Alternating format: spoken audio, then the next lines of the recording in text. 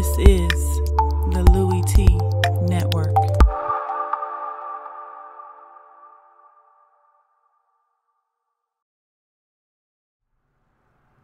Who else could it be but me, your man, Louie T? Welcome to the 2018 Coaching Carousel here on the Louie T Network. I'm your set man, Louie T. Thank you for joining me on this program. And the next team that I want to discuss is one that just fascinates me, the Oakland Raiders. And we're talking Raiders football here in the 2018 offseason, and their coaching carousel is so intriguing because the rumors ran rampant right at the end of the season. Like, this kind of came out of nowhere. There were a little subtle rumblings and grumblings kind of under the surface that, you know, Jack Del Rio could be in some trouble.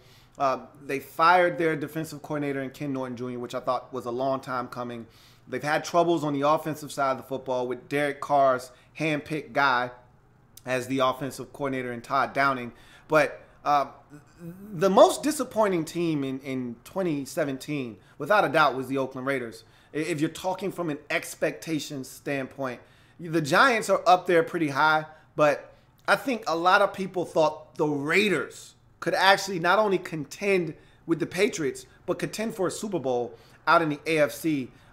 They were a step away last year, a Derek Carr injury away from really being a huge contender last year. And everybody thought with all their players coming back, they add Marshawn Lynch. Some of the young guys got another year of experience. All of a sudden, you draft some players and you feel really good about where this organization and this team is. Jack Del Rio has his pulse of the roster and this team. They're going to be a team to contend with in 2017, and the bottom just fell out after their Week 3 loss at Washington. They were never the same team. They were exposed, as a matter of fact, on the offensive side of the football, and it just went downhill from there. There was never any continuity on offense. The defense was still bad, even though it improved ever so slightly. Then they had injuries to the cornerbacks, and that became a mess, and it just spiraled out of control. You had an injury to Derek Carr yet again. He missed a couple of games with a back injury. And so this team just grossly underachieved. And the fall guy was Jack Del Rio. But even with all of the losses, even with the big underachievement in 2017, I didn't think it was enough to get Jack Del Rio fired because of what he had done last year. I thought he had built up enough equity to put himself in a position that they could have gave him an ultimatum season in year 3.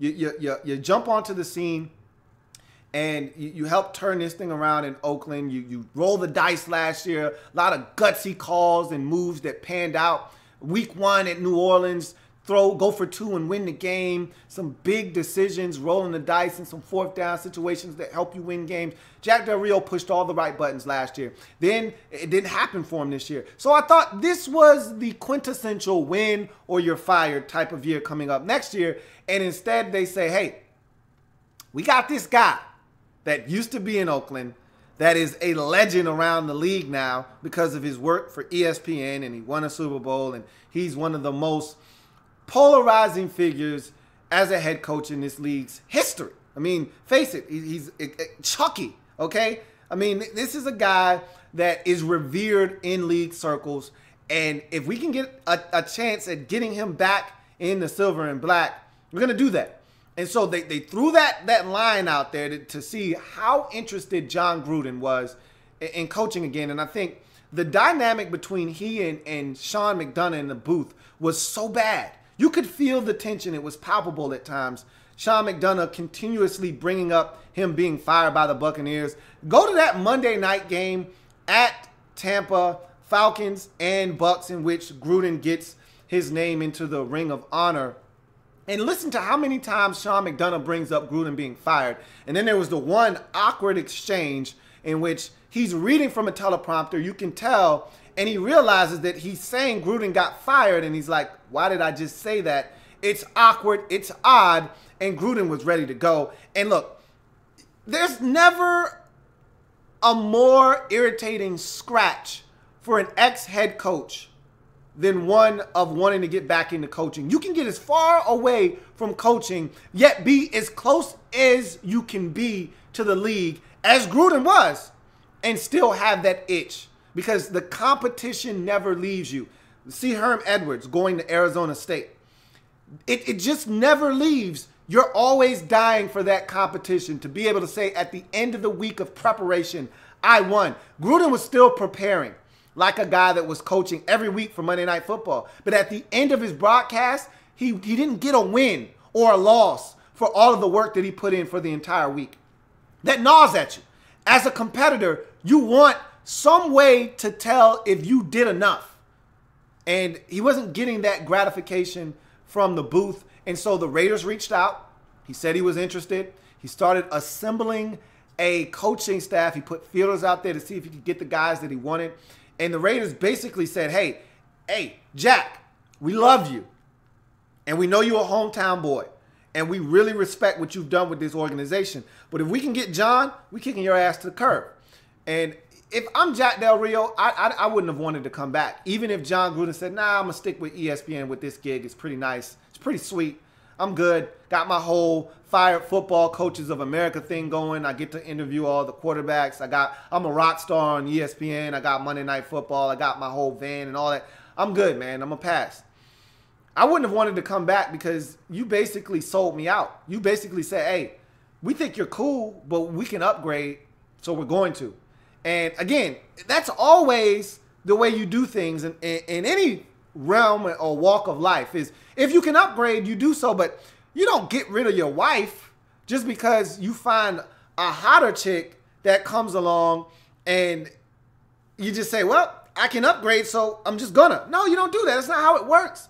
Jack Del Rio, I thought, deserved another year in Oakland, but he didn't get that opportunity. But again, I can't knock the hustle. If you can get John Gruden, hey, get John Gruden. It's a foregone conclusion. He's going to be the next head coach of the Oakland Raiders. They're just getting all the particulars ironed out. I heard he's going to get a stake in the Oakland Raiders share. Like, this, it's insane. He may get a piece of ownership with this team when it's all said and done. He's definitely going to have his say in personnel matters. And you knew when Gruden decided to come back, he was going to get a large say in what goes on in whatever organization he decided to come back and head coach. He was going to be basically the de facto general manager. He was going to have a lot of input on what was going on with the overall running of the organization.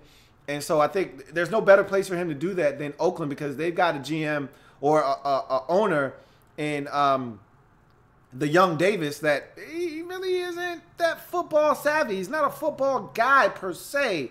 And so he's going to move out of the way and let John Gruden do what it is he does, which is pick players and coach them up. And so we'll see if this thing goes well for the Raiders. But John Gruden will have, for the first time in his career, something he's never had, a young franchise quarterback. Remember, in his first go-around in Oakland, he had Rich Gannon. He was an MVP, but Rich Gannon was like 800 years old. He goes to Tampa and has a slew of bums at the quarterback position. He won with Brad Johnson. He had Sean King. He had the Sims kid. He had a bunch of bad quarterbacks in Tampa Bay. He went through a bunch of them.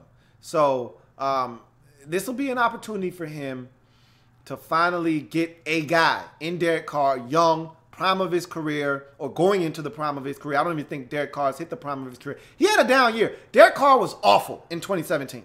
All right? Gruden's going to come in. He's going to fix him. This offensive line is big. They're physical. They're going to run it more. He's going to be a hell of a play-action pass. Quarterback is Derek Carr. He's going to flourish under Gruden, who's going to get the football out of his hands quickly. Carr with one of the fastest releases in the league. He's going to use Derek Carr to perfection. Now the thing is, can he fix that defense that needs a lot of work? We'll see what happens. But nonetheless, I think this is a foregone conclusion. The Raiders have made their decision. They were going to get rid of Jack Del Rio if they didn't know they were going to get John Gruden. They know they're getting Gruden. That's why they felt comfortable getting rid of Del Rio. And so the next era of Raiders football is going to be led by John Gruden, and that's going to be a fascinating watch. This team could return back to prominence under John Gruden for the second time. The last time the Raiders went to the Super Bowl, it was basically John Gruden's team. Now, he wasn't there, okay? The Tuck rule stopped him from going, but he left Bill Callahan with all the ingredients and the weapons and tools necessary to get it done. He also left that team old as hell, which is the same thing he did to Tampa when he left. So that's something also to pay attention to. But nonetheless, I'm anxious to see how Chucky does in Oakland with this Raiders football team. Can he restore the silver and black back to their glory years? We'll see. But one thing's for sure. They've got their guy already. This is one coaching hire that is a foregone conclusion. We've seen teams make a move to fire guys, but don't know who they're going to hire. We know who the Raiders are going to hire. And in the next coming days, we'll hear about a massive contract making him one of the highest paid coaches in the league. He'll also have a player personnel decision control, and he'll also probably have some type of stake in the Raiders organization, which is insane.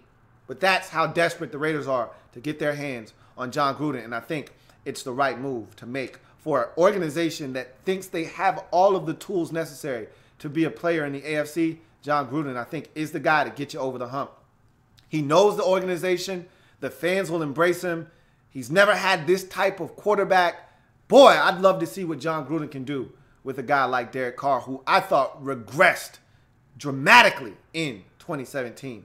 So that's the Raiders coaching carousel. It's a foregone conclusion. They're getting John Gruden.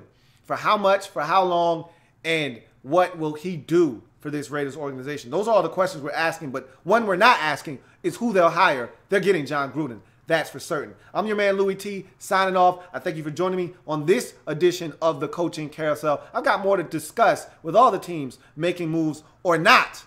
We're going to discuss it all here on the Louie T Network on the Coaching Carousel. I'll see you a little bit later on. Have a good one.